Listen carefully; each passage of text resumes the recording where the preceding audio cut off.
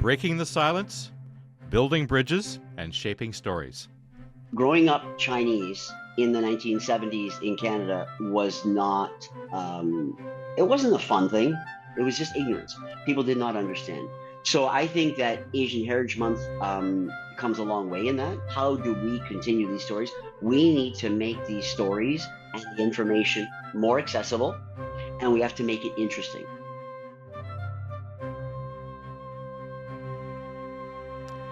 I really don't know where to start with my guest today. I could start with the fact that this is May and it's Asian Heritage Month in Canada, and my guest is Justin Poy. Now, Justin Poy has a bio that is never ending because of his great accomplishments in the multicultural community. He's a distinguished figure in advertising and media.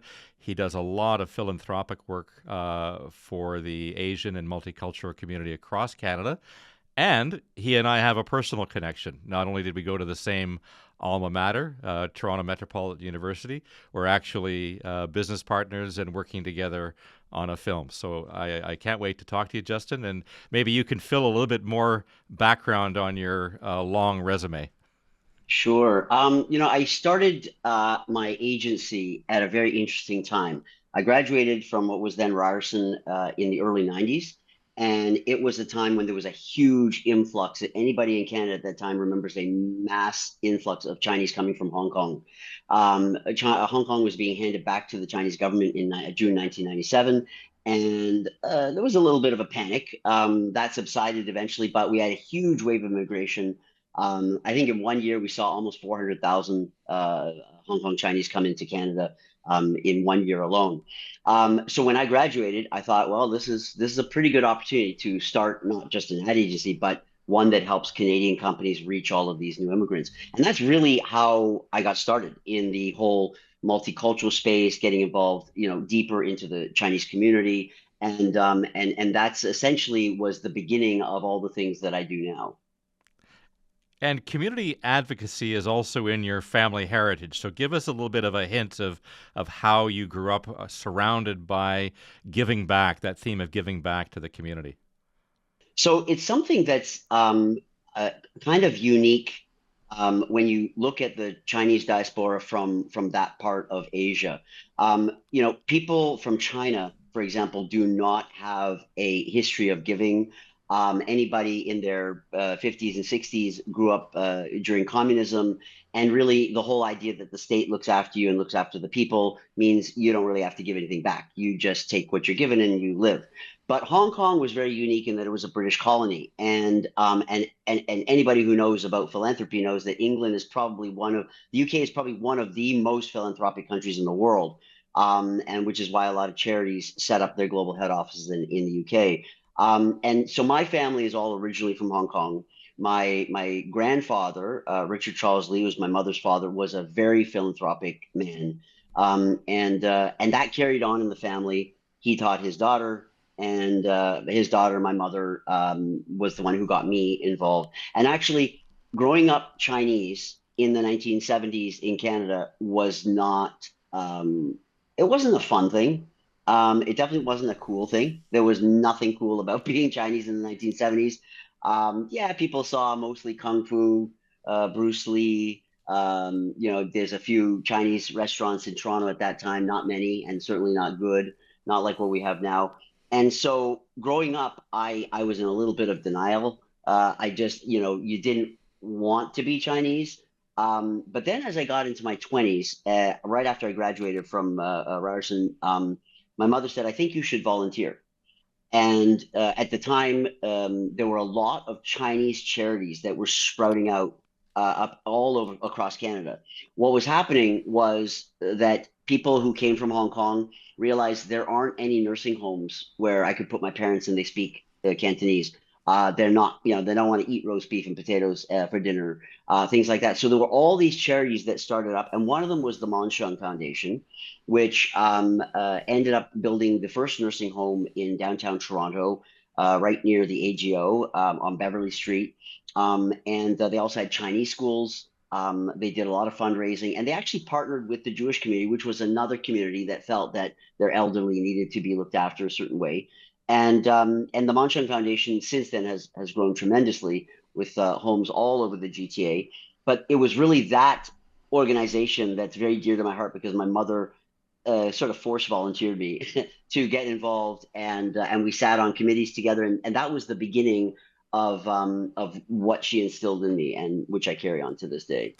And your mother was a role model, as you said, but she was also a Canadian senator. Tell us about your the influence of your mother and your aunt. So, well, let's see, where would we go back? When I was growing up, my mother was your typical 1970s housewife. She had a degree already from McGill in history.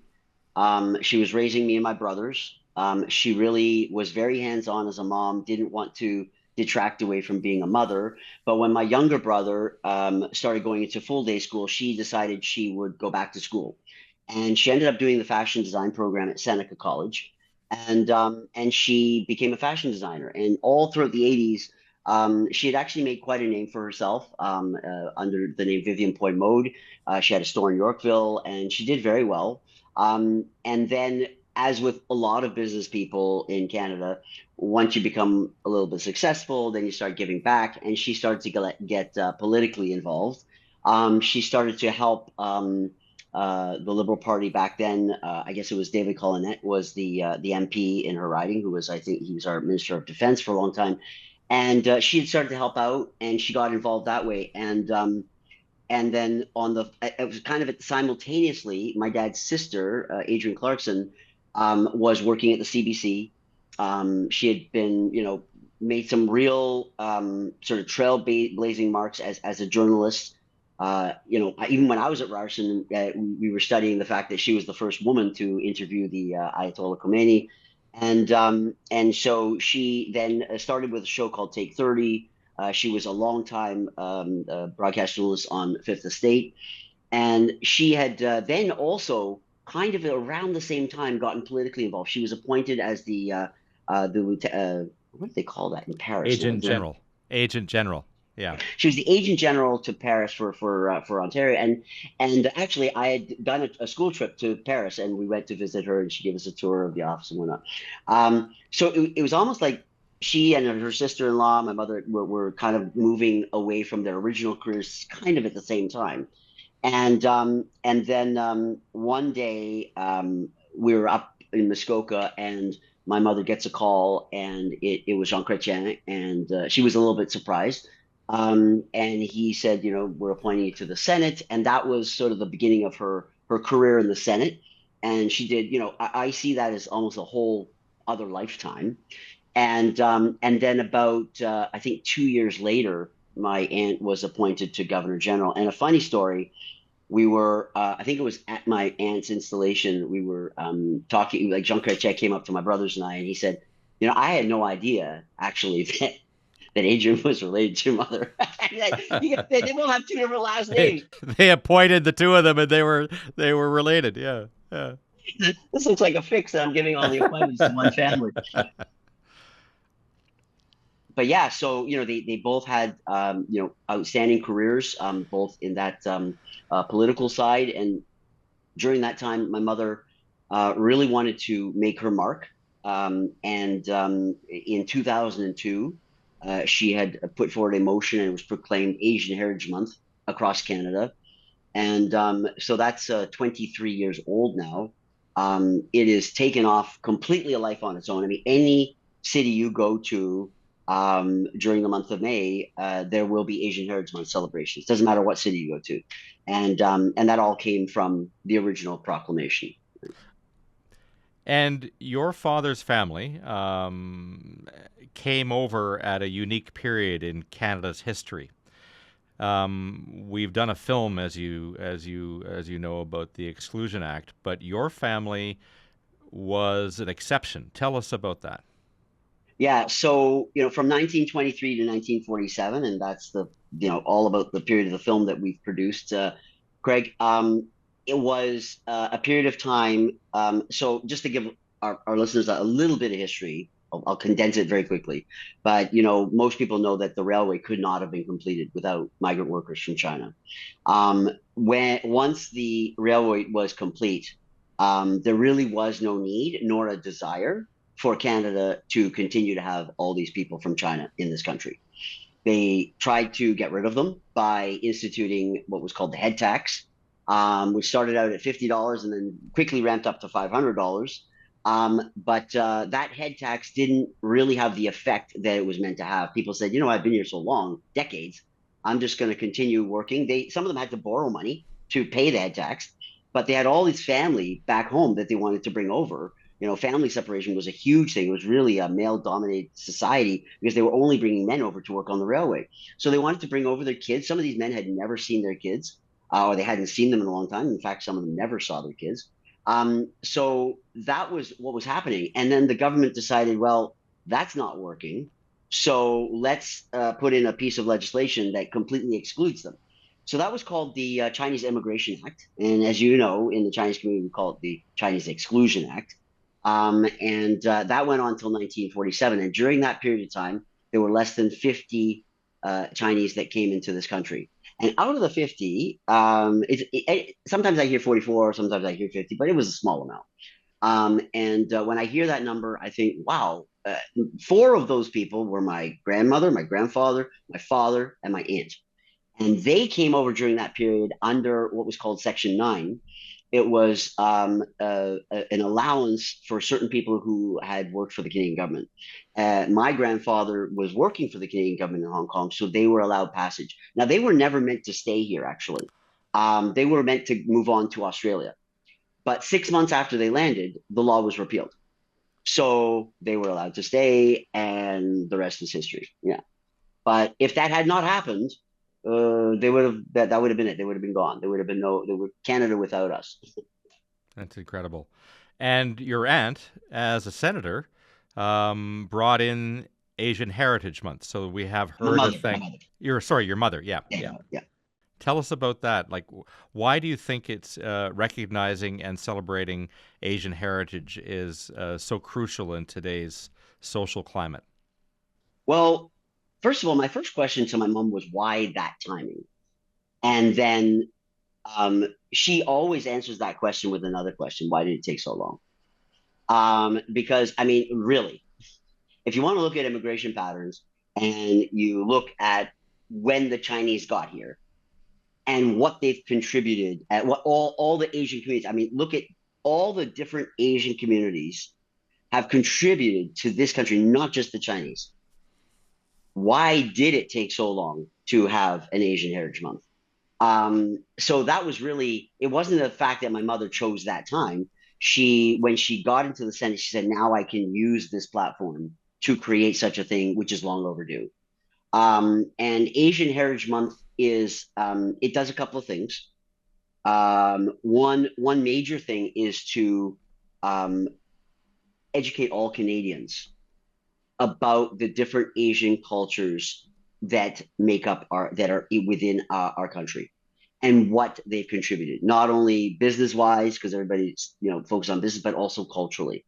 So they need to look at those things, and also from the different communities themselves. We actually want different Asian communities to know each other. So that's really what Asian Heritage Month is about. And sometimes we do these Asian Heritage Month lectures through a foundation of which I'm a patron, and sometimes it can get very fun too. Like I'll give you an example, and most of your listeners would not know this. So a lot of people don't realize that the word ketchup is originally a Chinese word that comes from fan ketchup, which is tomato sauce. And like little things like that, people are like, "Wow, I had absolutely no idea." Like, how would they have any idea, right? And it's interesting because I had actually tried and tasted a recipe of the original fan ketchup, and it doesn't taste anything like the Heinz ketchup you buy today in the grocery store. But there's sometimes a lot of fun stories. Like, for example, we did a lecture on the chop suey houses. Like, chop suey is in Chinese chop suey is not a real thing, but it is something that was sort of created in the Western culture. So there's a lot of fun things you can do to educate people. And the one of the most important things, Craig, is that education helps to reduce racism. A lot of times discrimination and racism comes from the fact that people don't know, they're ignorant. When you take away the ignorance, I'm not saying everybody, but when you remove some of the ignorance and you teach people, it will help with all of those issues. And anti-Asian discrimination we saw at its peak during COVID. And a lot of it, if you read a lot of these comments that were in the media, it was ignorant. It was just Yeah. ignorance. People did not understand. So I think that Asian Heritage Month comes a long way in that. Yeah. This year, for Asian Heritage Month, actually one of the themes that's coming from the federal government is that they want organizations to put an effort into reducing anti-Asian discrimination. Our film looks at a dark period in Canada's history, but looking at the media today, Justin, there's a lot of fear mongering about China. Would you not say that there is a misunderstanding of what China and Chinese culture is today? Yes. So that I'm glad you brought up the point because um, the media is certainly not always working in line with what we're trying to accomplish here. And I get it. When you talk, a lot of people say, well, you got to separate the people from the government. The people don't necessarily reflect the government because, people say, I have a lot of Canadian friends, just they would say, Justin, I wouldn't go to China right now. They probably, hate all Canadians. I said, nothing against the people. Like, it's not about the people. This is government to government. Yeah. But what happens is if you're sitting at home and you're third generation European Canadian, you're watching the news, you see a negative story about China, and that's where you're getting your news from.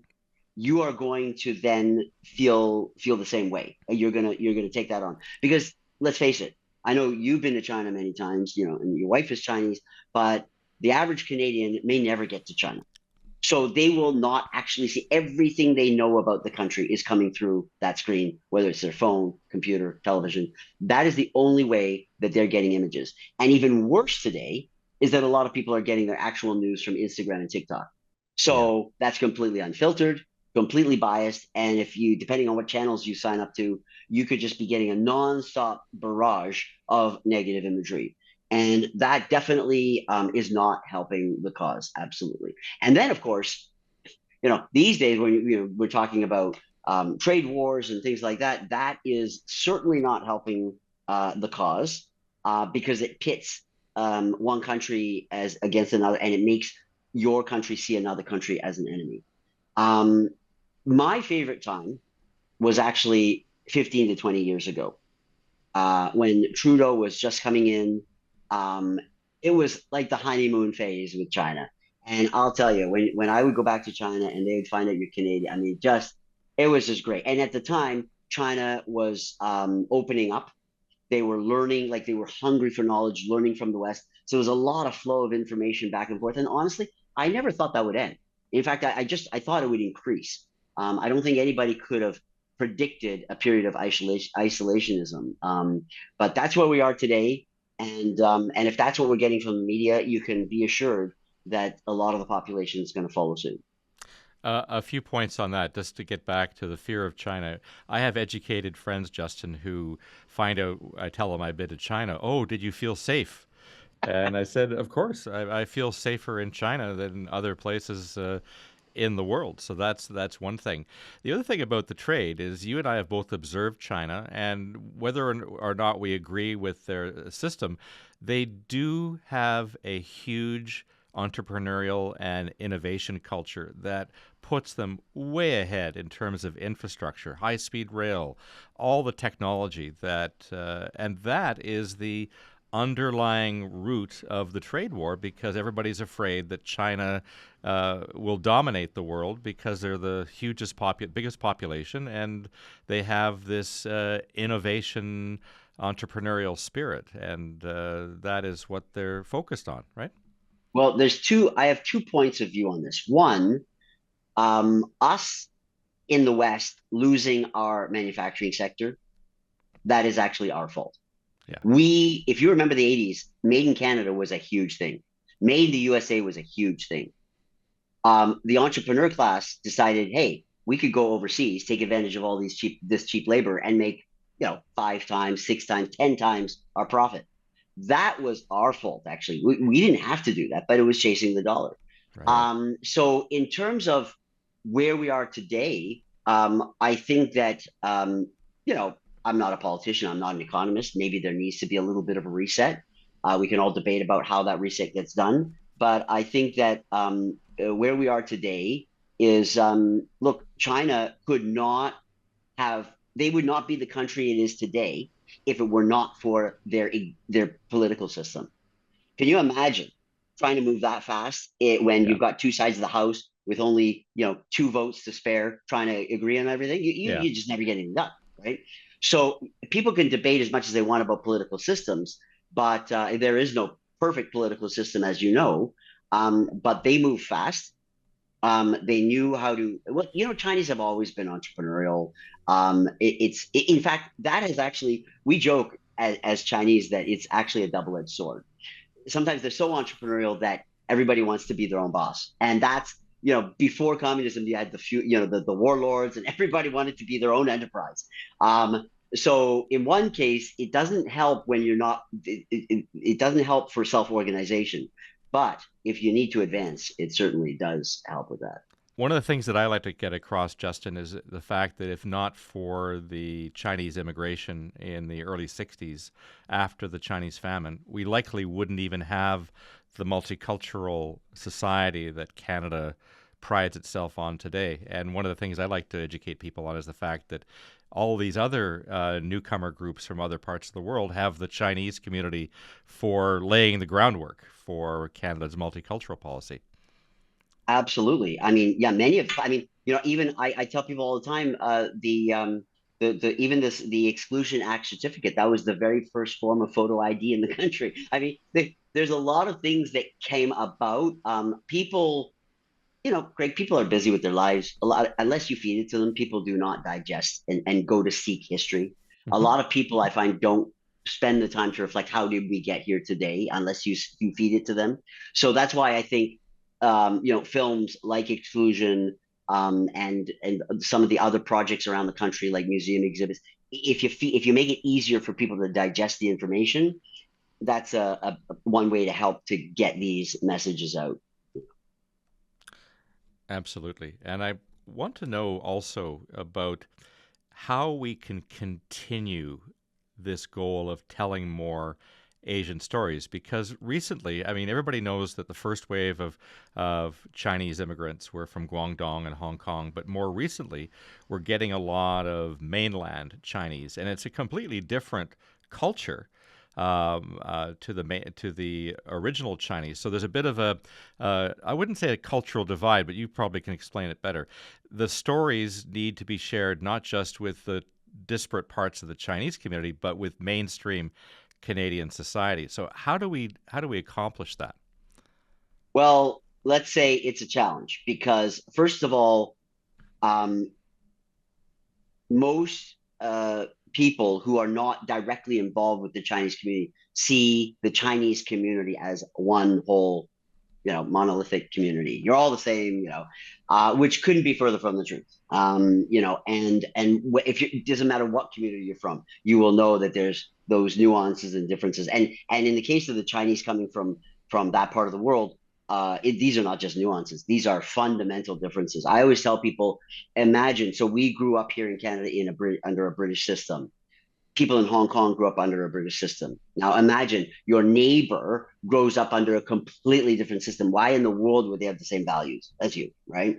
Um, a lot of people ask me, they say, Justin, I don't really understand the people from mainland China. They're very materialistic and this. And that. I said, okay, you know what you have to do? You have to imagine that you grew up at a time where dreaming of owning a car was just a distant dream. Right. And it wasn't until you're probably in your 40s that you had your first dream. And then you had a business and then you actually made money.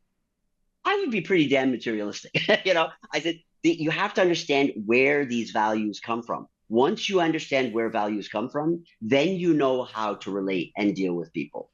But it's not until you take the time to understand. You cannot measure people, especially Chinese from mainland China, um, by the same measuring stick that we use here. You just can't.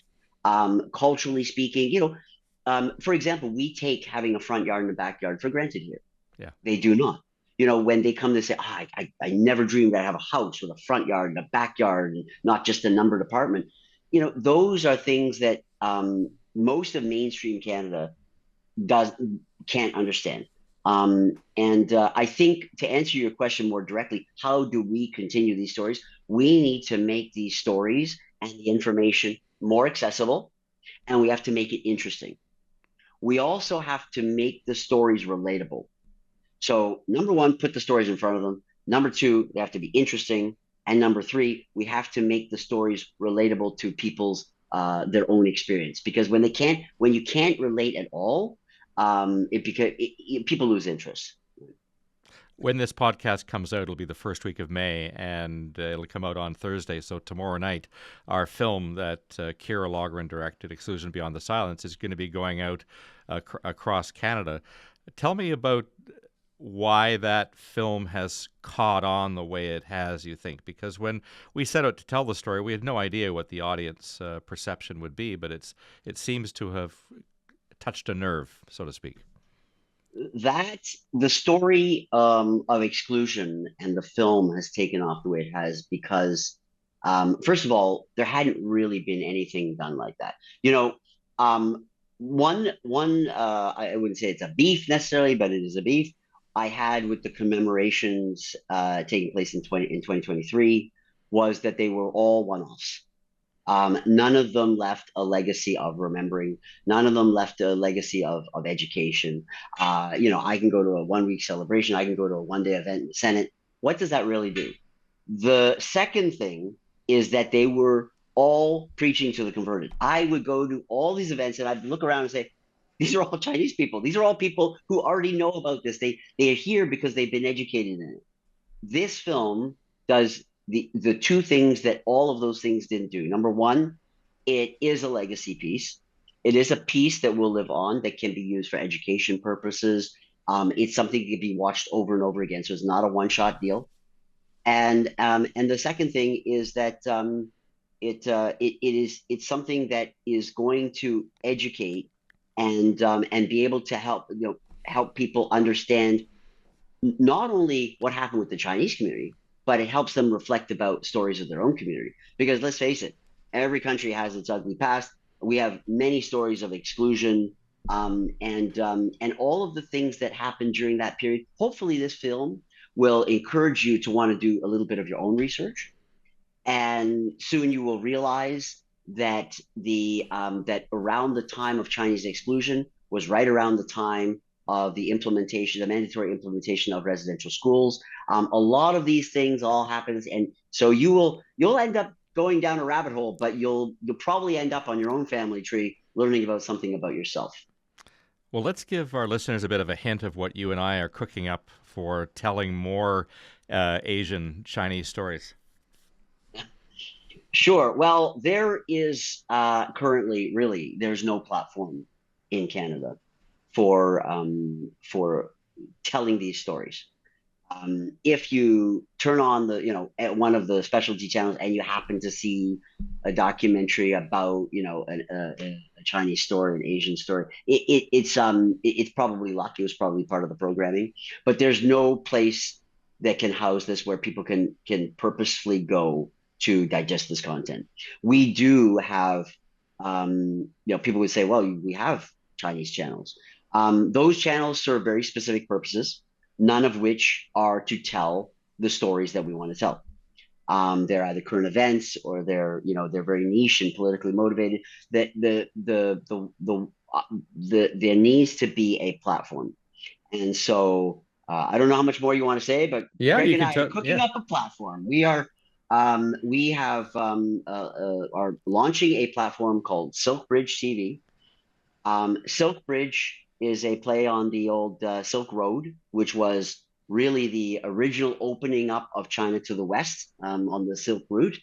And really, and the word bridge, we're taking the two, and this is about taking those stories, creating that bridge, and opening up all of these stories to everybody so that we can bridge the gap and bridge the divide and tell the story. So everybody should be looking out for the launch of Silk Bridge TV. It's going to be a platform that will not only house projects like Exclusion, but much, much more. There's so many stories to be told that just and our tagline compelling untold compelling Asian stories. I mean, that's really what it is. Where there's so many compelling stories that need to get out, but there's no platform. Yeah, it's also a voice.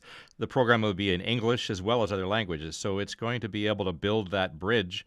And bridges are so significant in bridging cultures and bridging understanding. So it's so exciting to be moving in that direction. And this is what Canada and our multiculturalism is all about. I think that we kind of lost our way a bit, and got away from that. And I think that, and look, there's a lot of festivals. Like if you go down Nathan Phillips Square, or downtown Vancouver in front of the art gallery, there's always some kind of festival of some sort. But again, they're one-offs, and it's such a small audience. Like, we are in this technological age, we can get a message like a podcast out to hundreds of thousands, if not millions of users in the blink of an Yeah. eye. Why are we not using this technology to do the same thing? Absolutely. What I find really interesting, Justin, is both you and I went to Ryerson, TMU. You went in radio television arts. I went to journalism. You diverged into advertising, multicultural media relations. I went into the news and ended up in documentary filmmaking. And now our paths are coming together. It's like, why did this not happen sooner? But I guess everything happens. The universe unfolds as it should, I suppose. That's right. That's right. There's always a time. But yeah, I was surprised that I hadn't, come across you soon, that we hadn't met sooner and Yeah. done something sooner. But it's never too late. And I mean, the fact that our first project together is Exclusion, I mean, that's remarkable. It is quite ironic. It's remarkable. Well, listen, Justin, thanks for filling us in on Asian Heritage Month, and look forward to quite a few more exciting projects with you in the future. So thanks for joining us on the Stratford Slice. Great. Thank you. Thank you.